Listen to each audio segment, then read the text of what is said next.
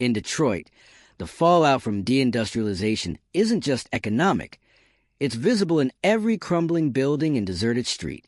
Once the epicenter of American manufacturing, the city now stands as a stark symbol of what happens when an economy outgrows its foundation. But Detroit is far from alone. Across the country, a slow but persistent urban decay is creeping into cities like Jackson, Augusta, and Baton Rouge. Don't get fooled by the label. Subscribe now to uncover what's really behind your favorite brands, and get the truth Big Food doesn't want you to see. Each tells a different story, from climate disasters in New Orleans to the collapse of Winston-Salem's tobacco economy, yet all are tethered by the same unraveling thread: the exodus of middle-class families, driven out by lost jobs, soaring costs, and vanishing futures. These cities aren't declining overnight. They're eroding from within, piece by piece. Economic vulnerability is the common denominator, whether it's Houston's over-reliance on oil or the long-term real estate stagnation hollowing out parts of St. Louis. High vacancy rates, aging infrastructure, and a shrinking tax base create a feedback loop that pushes more people out and leaves less behind to fix what's broken. And while some see hope in remote work and adaptive reuse, others warn that without bold interventions, many of these places are headed for irreversible collapse. They were once vibrant, proud, and full of promise. Today, they're emptying out, crumbling, and in some places, disappearing from the national map, quietly but unmistakably. America is seeing the rise of new ghost cities. Not the eerie ruins of the Old West, but modern urban centers hollowed out by economic turbulence, population flight, and structural decay. This is not a fluke. It's a nationwide trend, driven by economic shifts, demographic pressures, and political inaction. And these 10 cities are the clearest warning signs. This isn't just about bad luck. It's about bad planning. Across the country, entire communities are being worn down by structural problems: crumbling infrastructure, unaffordable housing, job insecurity, and climate disaster. Some cities have seen their populations decline by more than 7% in just a few years. Not because people want to leave, but because they can't afford to stay. Start with St. Louis, Missouri, once a powerhouse of manufacturing and commerce. Now it's bleeding residents at a rate that alarms economists. The exodus is real, and it's fueled by deteriorating infrastructure, rising crime rates, and limited economic opportunity.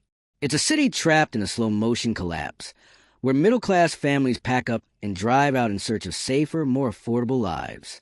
Then there's Jackson, Mississippi, a city plagued by chronic water crises and government dysfunction. Residents aren't just leaving, they're escaping. They're done waiting for solutions that never come.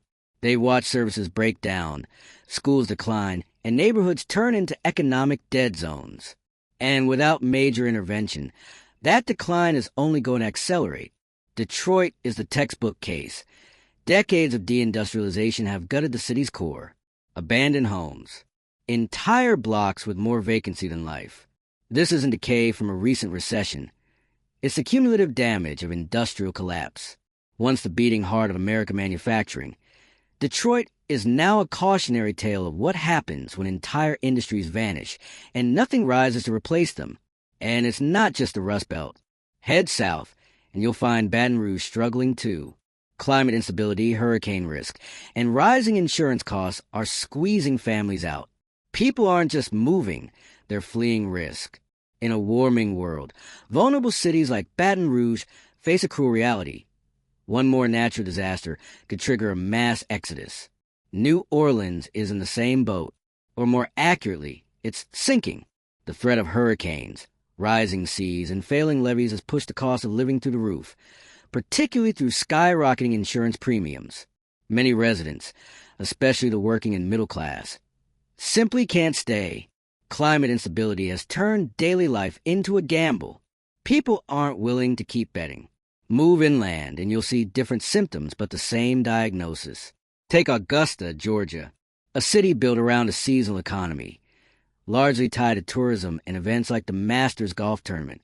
But seasonal income doesn't sustain long-term stability. Outside those few boom weeks, Augusta struggles to attract stable employment or consistent investment. That instability pushes people out. In Winston-Salem, North Carolina, The collapse of the once dominant tobacco industry has left a massive economic vacuum. What was once a thriving blue-collar city has now become a place where opportunity is scarce and prospects are shrinking. The jobs left with the industry, and the population followed. Then there's Cleveland, Ohio. The city has fought back in some areas, but the scars of deindustrialization are deep. Infrastructure remains outdated. Neighborhoods struggle with high vacancy rates, and economic recovery hasn't reached most working families. The result? A steady trickle of people leaving year after year, as the promise of recovery proves too slow or too late. Over in Gary, Indiana, the story is even starker. Entire sections of the city are effectively abandoned. Gary was once a steel town, bursting with jobs and people. Now, it's become the symbol of post-industrial abandonment. Job losses, disinvestment, and public neglect have left it resembling a city-sized shell. Even Houston, Texas, a city often seen as a growth success story, carries hidden cracks beneath the surface. Yes, it's grown, but its economic reliance on volatile industries like oil makes it uniquely vulnerable. Booms mask deep fragility. And when the downturn comes, people don't wait around, they move on. Already, certain neighborhoods in Houston are showing signs of distress. Rising vacancies, economic stagnation, and slipping public services. All these cities have their own stories, their own triggers, but one thread connects them all: economic vulnerability. Whether it's the slow erosion of industry, the shock of natural disasters, or the unpredictability of real estate markets, these cities are trapped in downward spirals. And when middle-class families start to leave, the collapse speeds up. They take their taxes, their spending, and their social capital with them. What's left is an aging population, a shrinking economy, and a city that can no longer support itself. Look at the housing data. High vacancy rates, entire neighborhoods with abandoned properties. These are red flags. They're not just signs of distress. They're accelerants of decay. Empty homes become eyesores. They drag down surrounding property values. They deter new investment. And once a neighborhood slips into decline, climbing back out is brutally hard. Even cities with surviving cores are seeing this pattern on their fringes. The problem spreads outward, first from the factory closures, then to the surrounding neighborhoods, and finally across entire zip codes. When jobs go, people follow. When people go, services crumble. And when services collapse, it's game over for growth. Natural disasters pour fuel on the fire. Coastal cities like New Orleans and Baton Rouge are facing existential threats from flooding, hurricanes, and climate instability. And the consequences aren't just physical damage. They're financial. Rising insurance premiums, higher property maintenance costs, and massive infrastructure repair bills. These costs hit regular families the hardest, and those who can afford to leave do. In some places, it's not the disaster itself. It's the fear of the next one. Cities exposed to repetitive climate events lose their appeal. Families are choosing safety.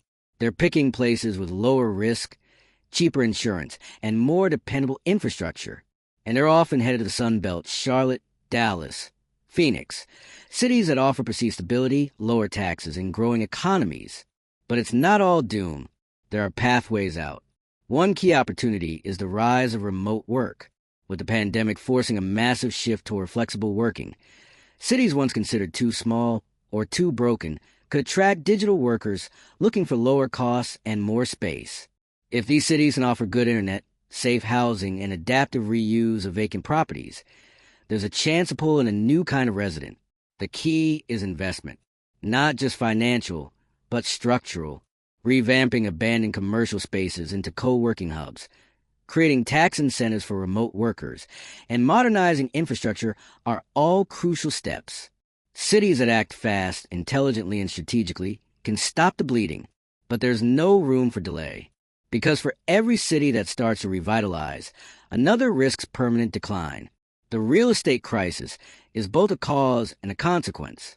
When homes stay empty for years, it sends a message: this place is failing. And that message drives even more people away. This is a paradox America faces. Some cities are booming, while others are disappearing in plain sight. The population isn't vanishing.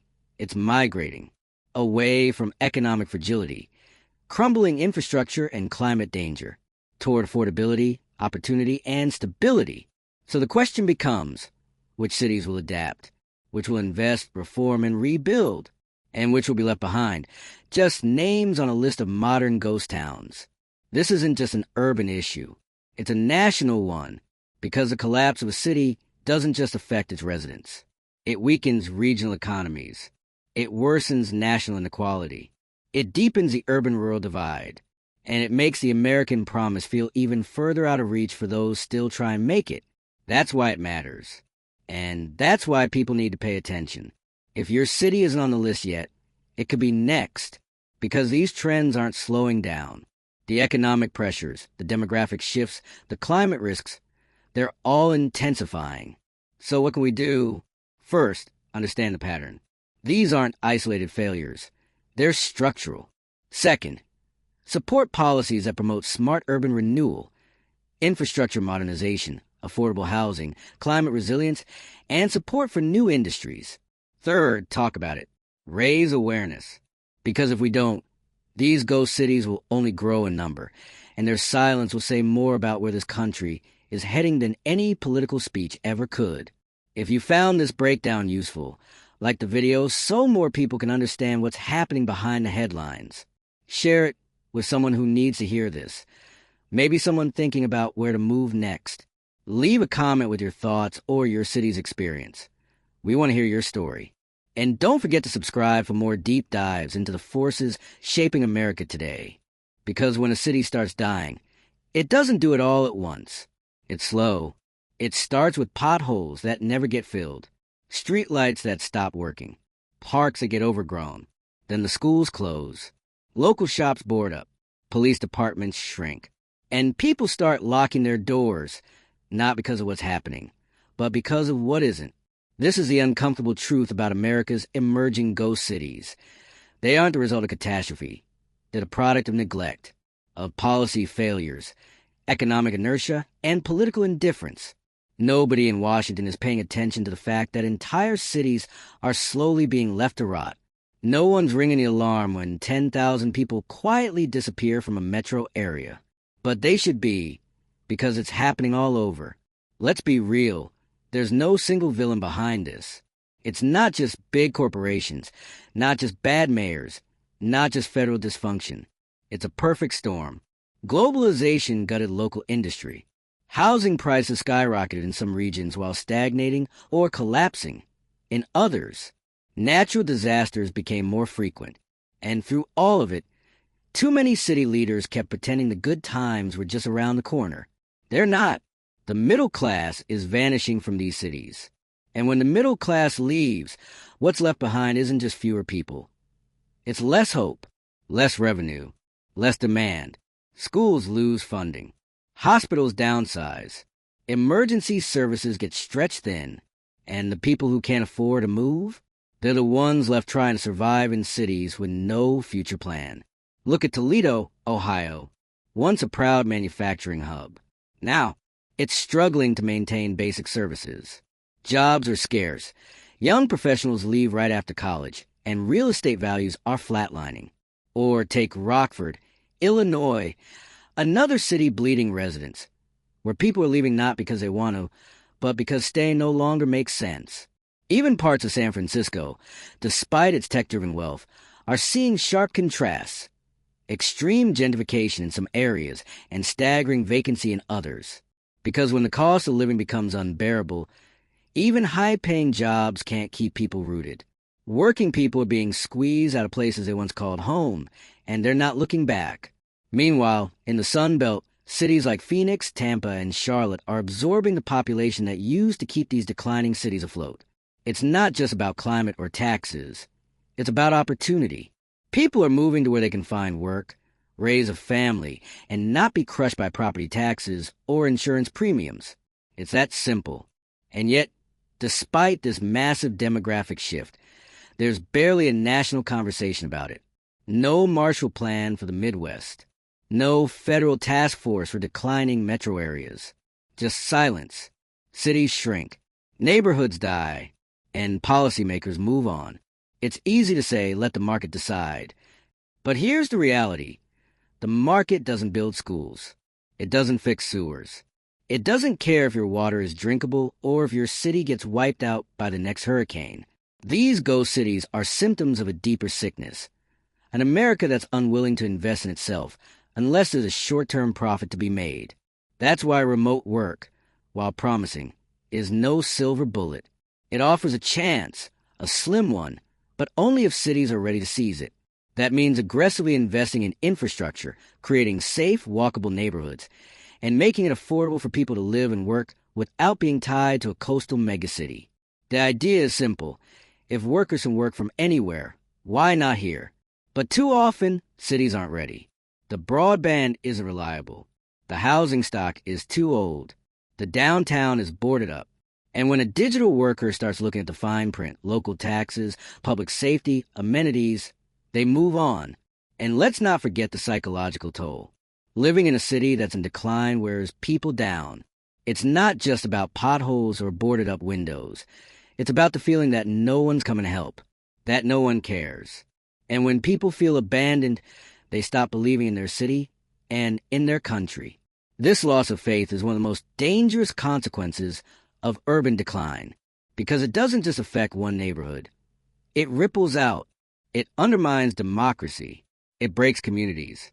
And it creates a vacuum where extremism, distrust, and disillusionment can thrive. We've seen it, where cities collapse, so does civic life. Voter turnout drops. Public meetings become ghost towns. Trust in government evaporates. And the social bonds that hold communities together, they start to unravel. This is the price of ignoring urban decline. And it's why this isn't just a local problem. It's a national crisis hiding in plain sight. But there's a path forward. It starts with treating these places not as lost causes, but as essential parts of America's fabric. It means rejecting the fatalism that says cities like Flint, Gary, or Jackson are too far gone. They're not. They're wounded, but not dead. Recovery requires action, real, coordinated, unapologetic action. Federal investment, local reform, regional cooperation. It means repurposing abandoned buildings into affordable housing, converting dead malls into community centers, fixing water systems, building broadband infrastructure, and giving people a reason to believe that staying is worth it. It also means addressing climate resilience head-on.